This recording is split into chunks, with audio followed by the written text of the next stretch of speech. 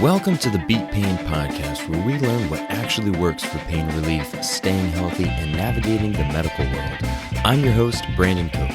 Today, you will learn how to open your healing toolbox, start dancing, and becoming your health advocate. My guest tells her journey from Western into Eastern medicine, doing work at a hospital with CT and X-ray scans. Please enjoy my conversation with Lindsay Zulick.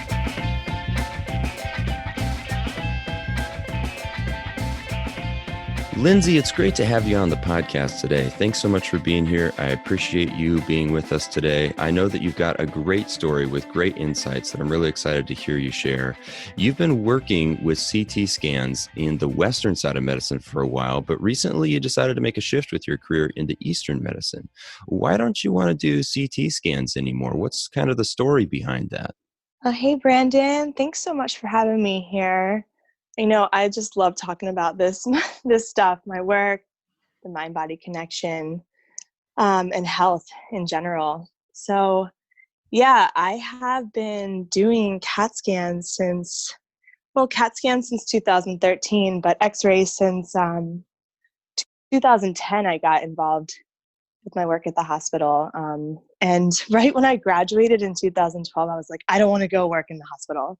I applied for a position with Backroads, which is like an adventure bike company. I was like, I just want to be outside in nature. Like, I don't want to be it felt like a dungeon after 2 years of being in the hospital nearly 7 days a week.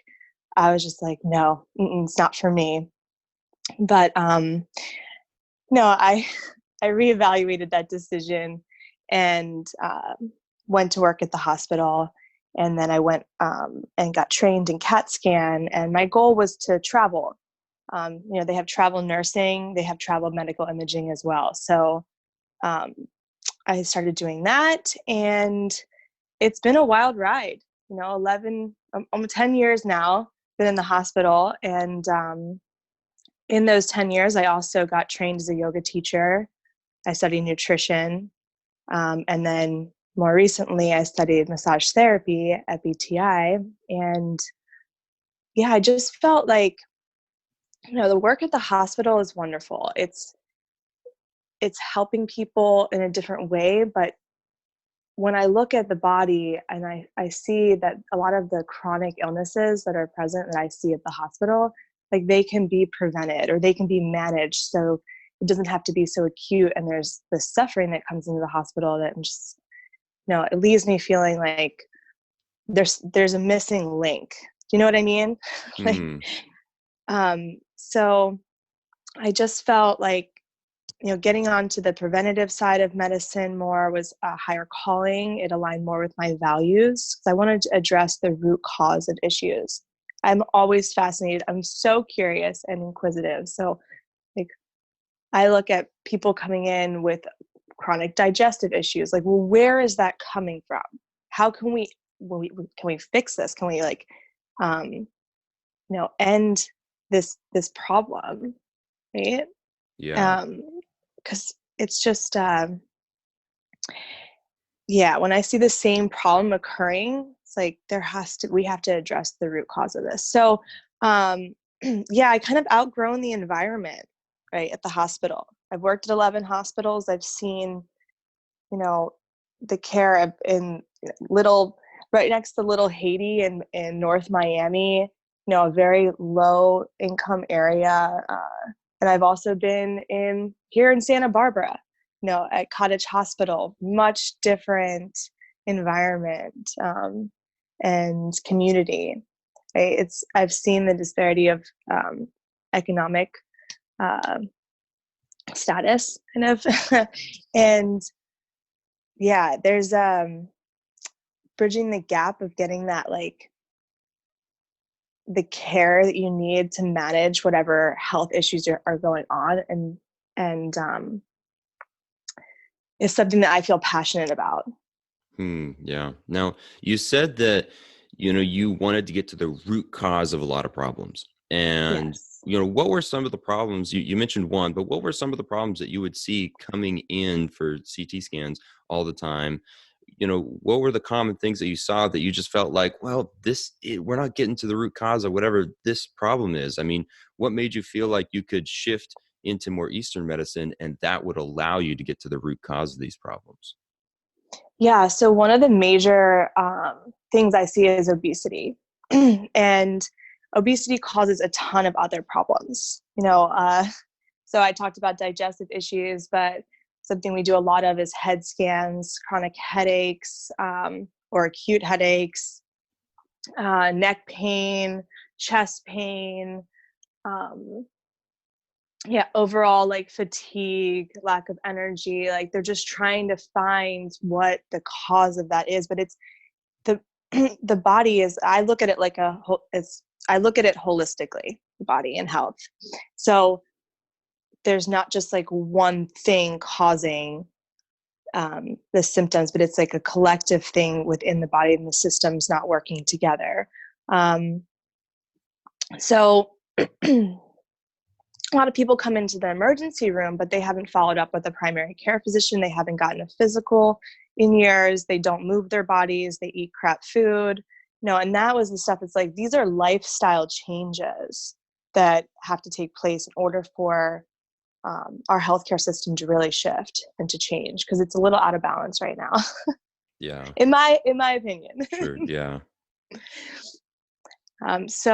Obesity is definitely a huge thing that causes a lot of inflammation, which will cause a lot of like cardiac issues, and also problems within the cardiovascular system, vessels. Then of course the digestive system, you have that gut-brain connection, the central nervous system for sure. Like managing our stress is huge and causes a ton of problems and imbalances in the system, in our body. And that's what brought me to massage. It's like, it's a conversation with the central nervous system, in my opinion. And it's, we are in this constant state of a sympathetic response, and shifting over to a parasympathetic state. I know there's probably big words, right, that I'm using for. Yeah, please basically use big words. Yeah. The fight or flight, like when we're in this chronic state of stress, we're in this sympathetic state. The autonomic nervous system is stuck in that sympathetic state and can't regulate into a parasympathetic response where we're resting and digesting.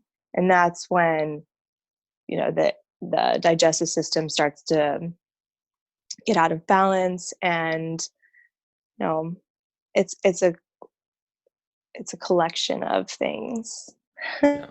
Yeah, totally. So you felt like getting into yoga, getting into manual therapy, doing massage, that was kind of beating that root cause, where it started. That was getting, people into the right place with their fitness, with their health, their digestive system. You picked those because that was what brought that root cause into the environment it needed to be in for people to get back into their health, right? That's kind of what you were thinking.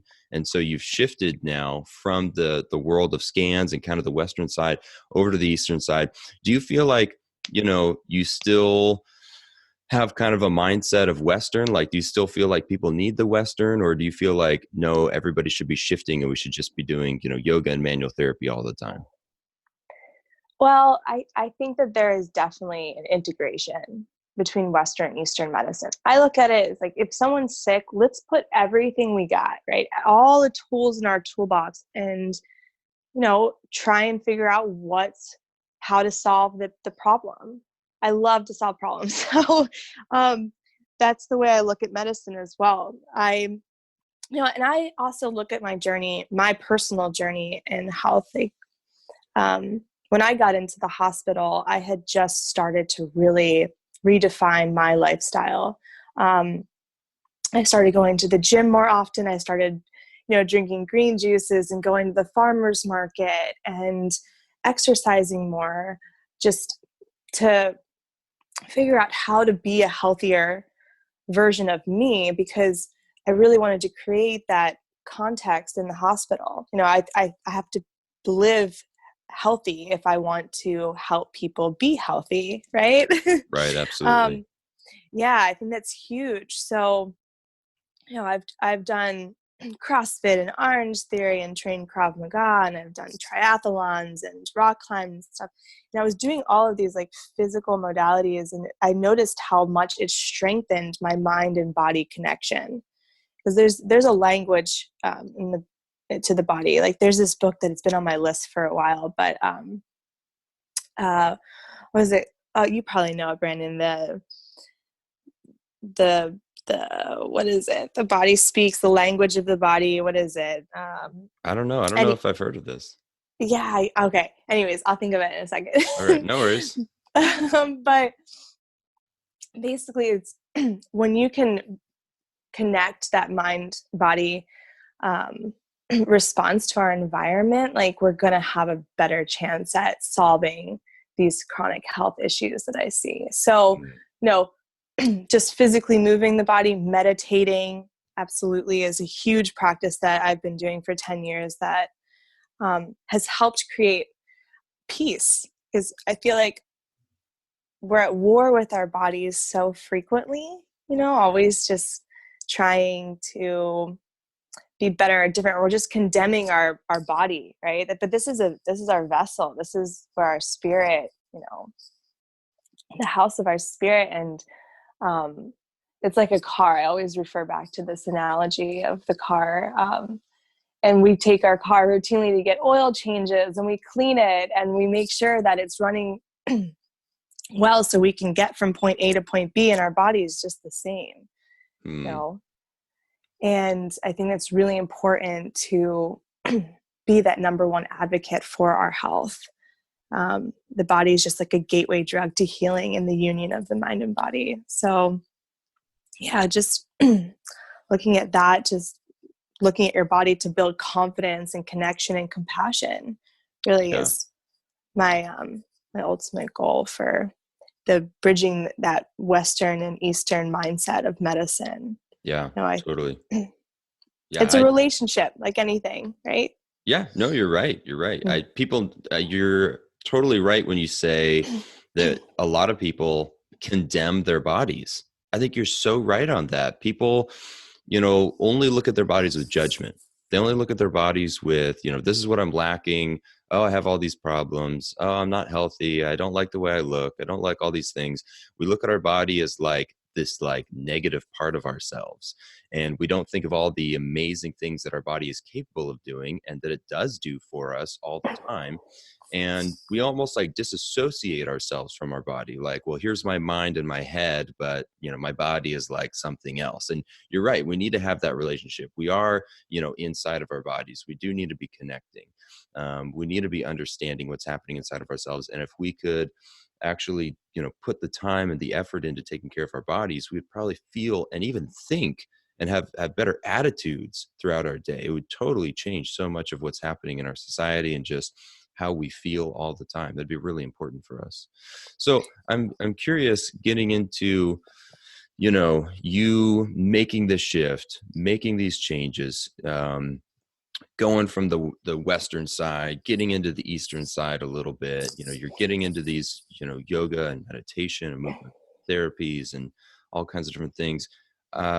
You know, if people are looking at your journey here and they're thinking, oh, maybe that's the right thing for me to do, maybe I need to go down that same kind of journey, what do you feel like people should start with? How can people maybe make that same journey as you? Or maybe if they need to figure out that journey for themselves, is there any advice you can give to people who are kind of in the same boat as you, trying to explore other, you know, all the tools in the toolbox?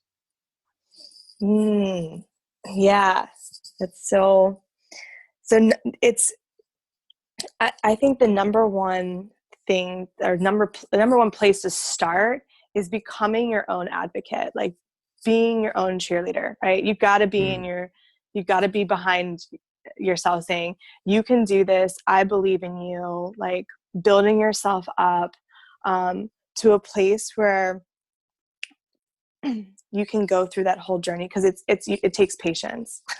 It takes a lot of patience. Yeah. And experiment, have fun with it. You know, if you've been looking at a dance class or a yoga class that been nervous to go try, go and do it. Getting out of our comfort zone is huge. So experiment with different things. If, maybe you've had the same breakfast, every week, every day, and same eating habits, switch things up, get a book, ask a friend that, look around at people who you like the way they live. You're kind of like almost a little envious and jealous sometimes. Like, let them be your mentors, embrace that. Any place that you feel judgment in your life, like whether it's towards yourself or other people, look at that as like a place to open up and be curious. And yeah, treat it like any relationship. It takes time. It takes, just energy. You're building a relationship with something, and that's your own health. So, go for walks, get outside in nature. That's huge. You'll find the answers there. Get quiet. People are really intimidated by meditation practice. Well, meditation is anything where you're just like completely in the moment. You're completely present. There's nothing else distracting you. And you can keep coming back to that present moment, right? So going for a walk, and sometimes our mind likes to time travel, right? Like go Right. into the past or go into the future. Continue to come back into the present moment. And then one of the best ways to do that is with your breath. Focus on your inhales and exhales. So get out of your comfort zone, move your body, whether that's just putting on a song at your house and dancing too. Like, connect with your body and bring your mind into that as well, obviously. And then shop around, right? Like, look up different medical practitioners. Maybe it's homeopathic, maybe it's herbal medicine, like Chinese medicine doctors. Just find a primary care physician and build a relationship with them. Get all your labs done. Get a routine physical every year. Make small promises to yourself and be consistent. Holding your own, like creating boundaries for yourself and holding to them is one of the hardest things for some people, me included. So that's the little things I do. I make sure I meditate every morning. I make sure I get a routine physical every year. I get my labs drawn. There's a lot of little things that you can change. Like, personally, I always have low iron, low vitamin D and B and vitamin B. So I make sure like those are the supplements I take every day. And I wouldn't have really known that had I not gone and got my physical every year and gotten my labs drawn. It was just like very simple, right? And it's covered. It's covered by most insurances. I think almost all insurances, a routine physical once a year. Yeah. And so when it comes, there's no like quick fixes to anything. I think that's like one of the biggest things we have to, that's like this paradigm or like mentality is like, you could take a pill and it could alleviate whatever you're going through for momentarily, but you can't selectively numb, as Brene Brown says, or like you can't be selective and expect that a quick fix is going to change something that's been going on chronically. Like, it takes a lifestyle change. And one of the biggest things that I think people should look at is their stress, managing their stress. I mean, it's something that causes so much symptoms in the body. Yeah, absolutely. Unusual symptoms. Yeah.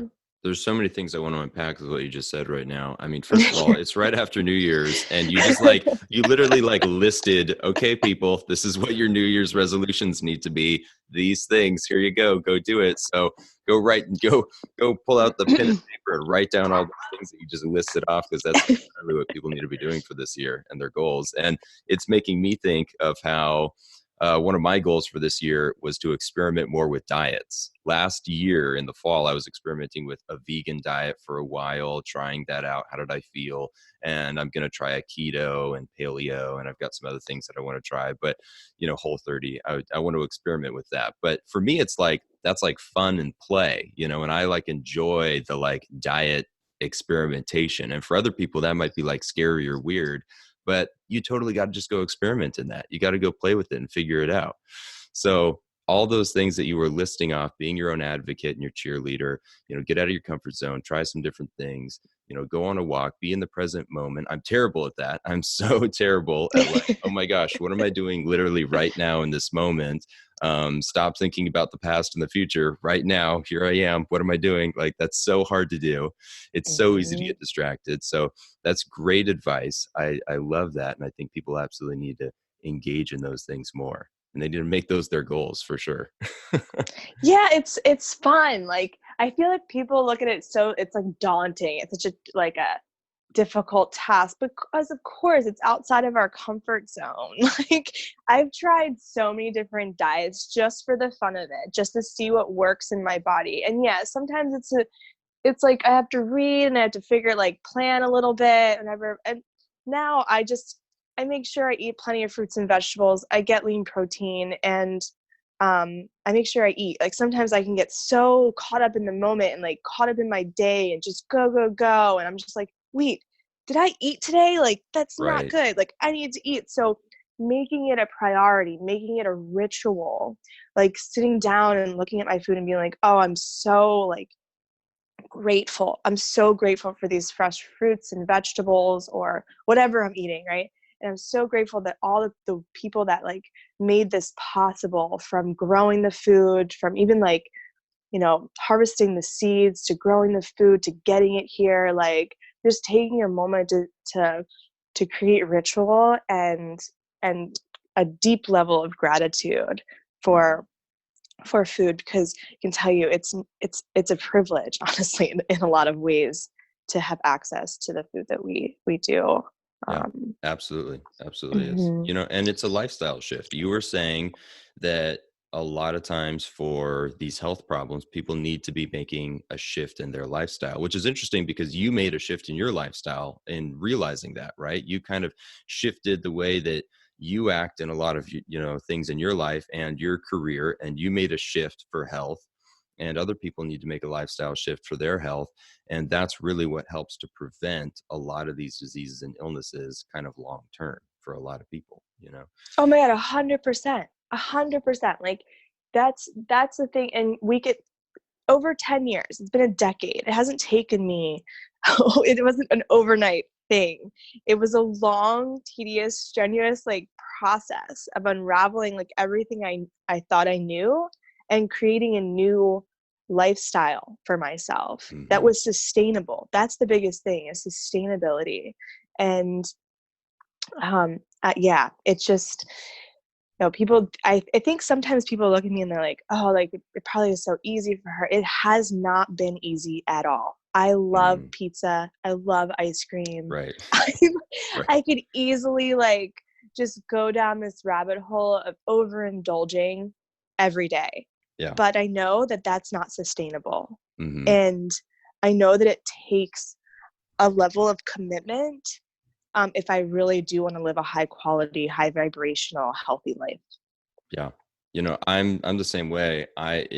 Here we are at the beginning of January, back in December and November with Thanksgiving and Christmas. And even before that with Halloween, there's so much food I will totally indulge myself in that will make me feel terrible and destroy my health. And I know that I can't withhold. I'm so terrible at resisting that when it's right there on the table and everyone in my family is eating it. And it's like, well, I should eat that too. It's so hard for me to resist that. And I literally had to create a system this year or last year in order to make myself not indulge too much in sugary foods or in things that I didn't want to be eating. I made myself run 2 half marathons throughout the fall, basically as a way to be like, if I eat that, I'm going to feel so terrible when I go run that I don't want to eat that. It's like I created a fear almost, oh, it's going to hurt so bad when I go out and run. So I don't want to eat that. It motivated me to have a good diet throughout the fall, but it's really hard for people, Yeah. Personal boundaries, those Yeah. personal boundaries. And also there's a level of just like, okay, well, if I'm gonna overindulge, right, then I'm gonna accept the consequences of that, like, and just be okay with that too. It's like, you know what, I'm gonna have a bunch of candy today, and my nervous system is gonna be out of whack. It's gonna be probably a little bit harder to sleep. Okay, the next day I'm gonna drink tons of water and flush it out, and Mm-hmm. also just handle the consequences of my decisions. Yeah. Like, instead of resist it or beat myself up about it or whatever, it's like, and Yeah. that's why I think the mind, right? Why is the mind insatiable? What are we trying to fill? Because I always look at life as like, there is a void here, right? Mm. And some people feel that void more than others. We're all wired a little bit differently. It's like, what are we filling that void with? Is it food? Is it Mm. relationships? Is it work? Is it, whatever it is? It's always going to be there. It's like, well, it's your choice of what you get to fill it up with at the end of the day. Yeah. And you need to have a relationship with somebody, or a relationship with your, understanding yourself, in order Mm-hmm. to actually see those voids in your life. You just, Mm-hmm. unfortunately, they just don't really come up on like a scan, right? You gotta, No, you gotta talk with labs won't somebody. reveal. Yeah, labs won't, you know, yeah. But getting back into the lab, getting back Mm-hmm. to talking about scans here. I mean, I'd love to have you give people an insight to when they should get scans. Like, are scans Mm. all bad, or like, are there times when people should actually be getting scans and that's good for them? Yeah. So I'm not a doctor. Just want to like preface that, but I'm not a Yep. doctor. So, yeah, scan. So a CAT scan is really helpful when there's trauma. Like, say we have a stroke or a trauma, like car accident or something that comes into the hospital. Usually they'll stabilize and bring them to CAT scan because we get a lot of information really quick, but it's also a lot of radiation. So, Mm, when a doctor, let's say someone's having headaches or someone's having chronic bowel problems, right, or digestive issues, find out what they're looking for if they order a CAT scan. What are you looking to see on the CAT scan? Like, get curious. like the patient coming in, they should Yeah, ask the yeah, doctor, like, mm-hmm. what are you trying to find by doing that scan? Okay. Yeah. What will this show? What are we looking for? And get asked for specifics. Because there might be another way. Like, if they're looking for something, if they suggest gallstones, right, that could be seen in an ultrasound, and that's no radiation. Mm, So, like, get curious. There's different medical imaging. We have X-ray. It's a two-dimensional picture. It will show like bones and a little bit of the organ, like the shadows of the organs. There's live fluoroscopy too. That's like a live X-ray. Let's say you can want to look to see if you have a hiatal hernia or something. You would drink barium under fluoroscopy or a okay. three-dimensional or a live X-ray, and you can see the hernia. But in CAT scan, we look at the vessels. Will inject contrast to look at like the vasculature, like arteries and veins. We'll see all the digestive organs. Of course, the lungs. Like, it's crazy to see. It's a three-dimensional X-ray. So Mm, again, it's a lot of radiation as well. MRIs are great for soft tissue and connective tissue, for neuro detail, like any type of atrophy in the brain, and or dead cells in the brain, atrophy. Ligaments, tendons, muscles. MRI is great. It just takes a little longer okay. too. Um, and ultrasound, again, it's like they're looking for stuff that's superficial. It's a live imaging with no radiation, so they can look at the kidneys and the gallbladder, the liver, reproductive organs and stuff. There's different probes. They use sound waves for that. So yeah, I would just get curious, ask questions, be your biggest advocate. Right. Yeah. Okay, going back to kind of the radiation levels here, like in terms of Mhm. what has side effects on your body, we were talking about CAT scans, X-rays, MRIs, ultrasound. You were sort of saying that like ultrasound is not creating radiation, the CAT scan is creating radiation. I mean, could you, maybe it's not as simple as this, but could you give us kind of a listing of like what's the highest in radiation and what's like the lowest? I mean, what are the ones that we need to be concerned about for radiation and the ones that we don't need to worry about for radiation? Well, it's, I mean, it's, if you're having one scan, it's, I wouldn't even be worried too much Okay. about the radiation levels. But like, if it's like you're getting scans monthly, I would be a little bit more cautious.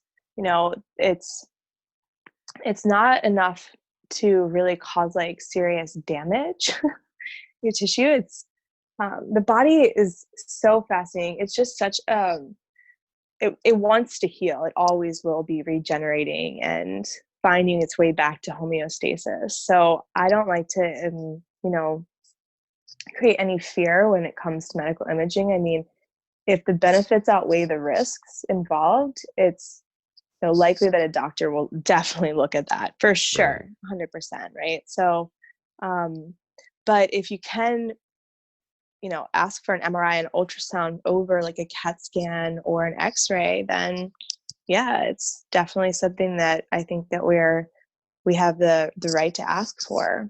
Hmm. But I don't, it takes a lot of radiation to cause any type of um, like immediate effects on the body. These are long-term, more like long-term effects. Like, Right.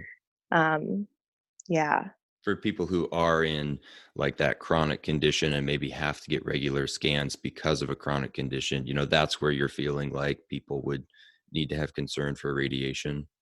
Like if they were getting yeah, regular scans all the time for a condition or something. yeah. If they just like kept coming in and their digestive issues weren't getting better, and they kept going back to the same doctor, number one, get another doctor. Is Hmm. opinion.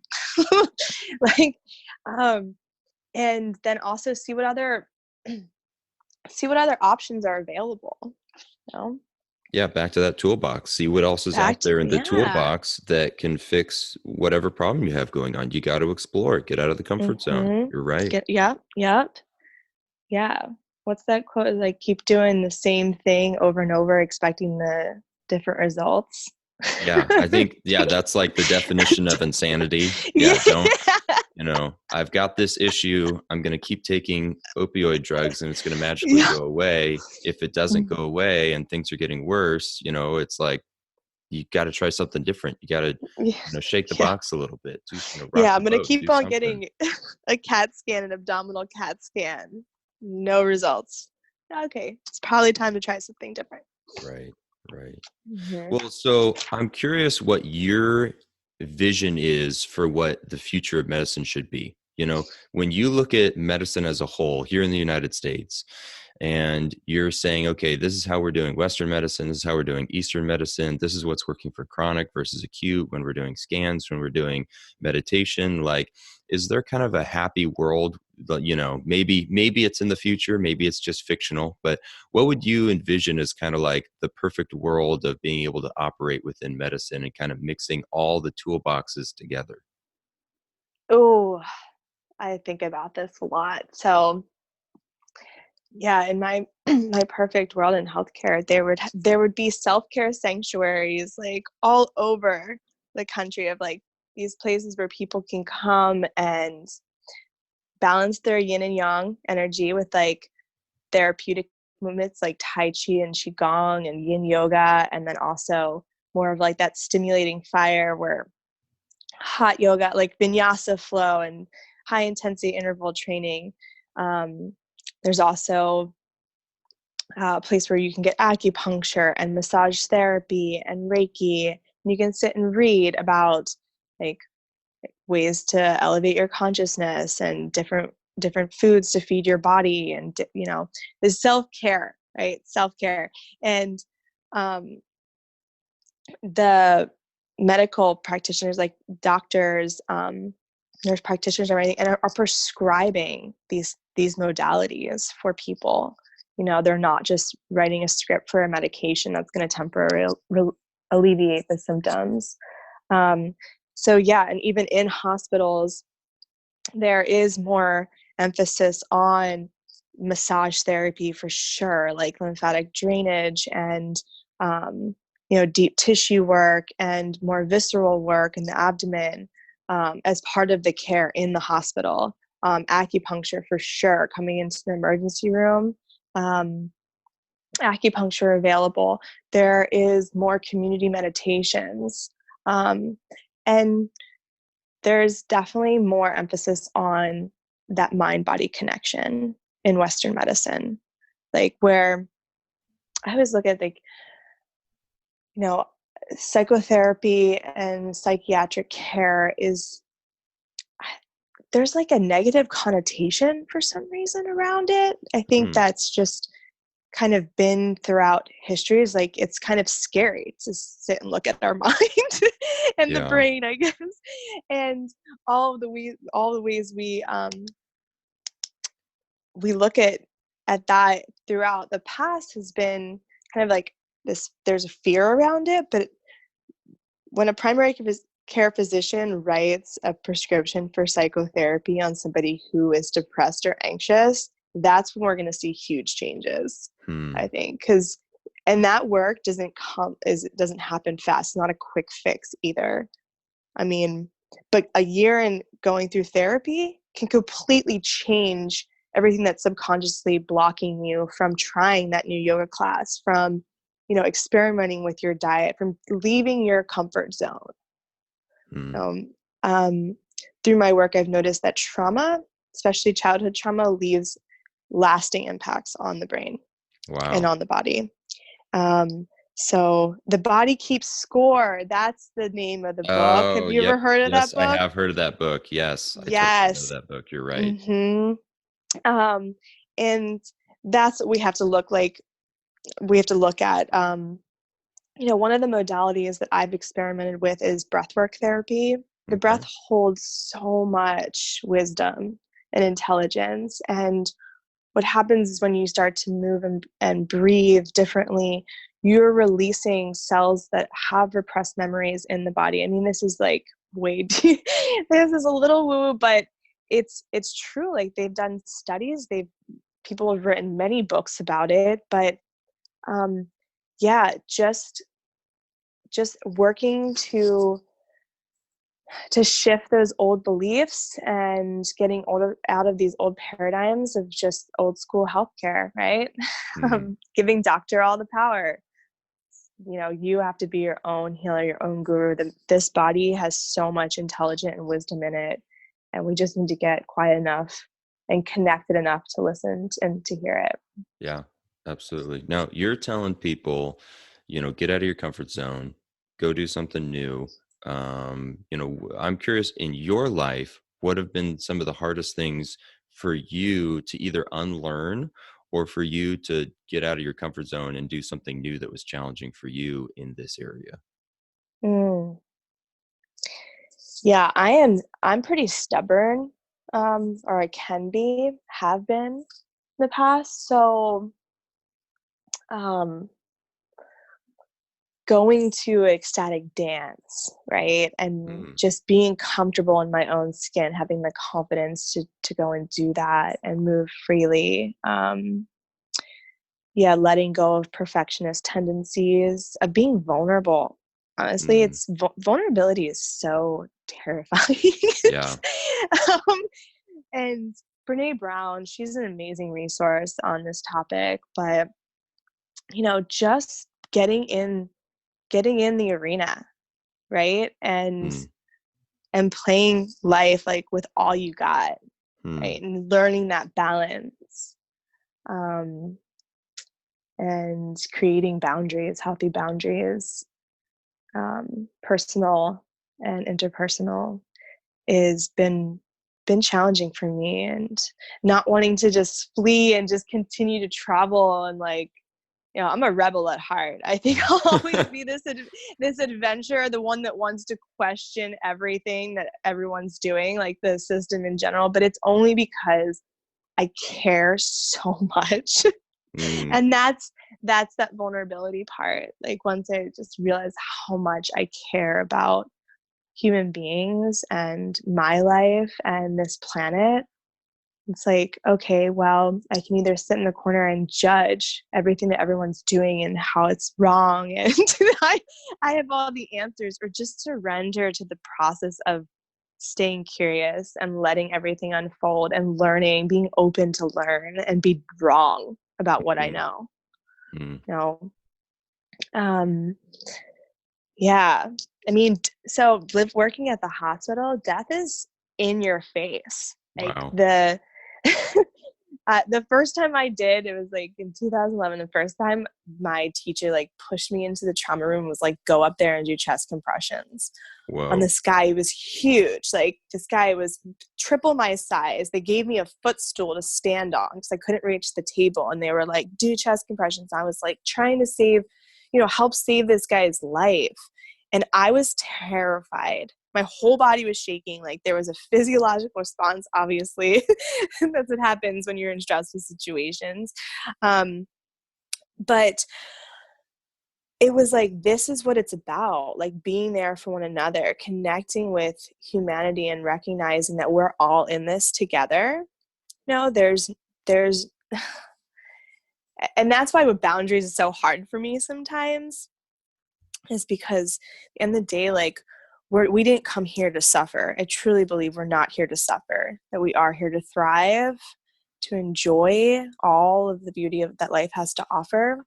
And so being in the hospital and seeing death, like that's so real, right? Life can be gone in any moment. It's such a temporary ride, but making the best of it and living fully is really like what I inspire people to do. And you can't, like, health is our greatest wealth, like our greatest asset here, right? We can't go out there and do anything without it.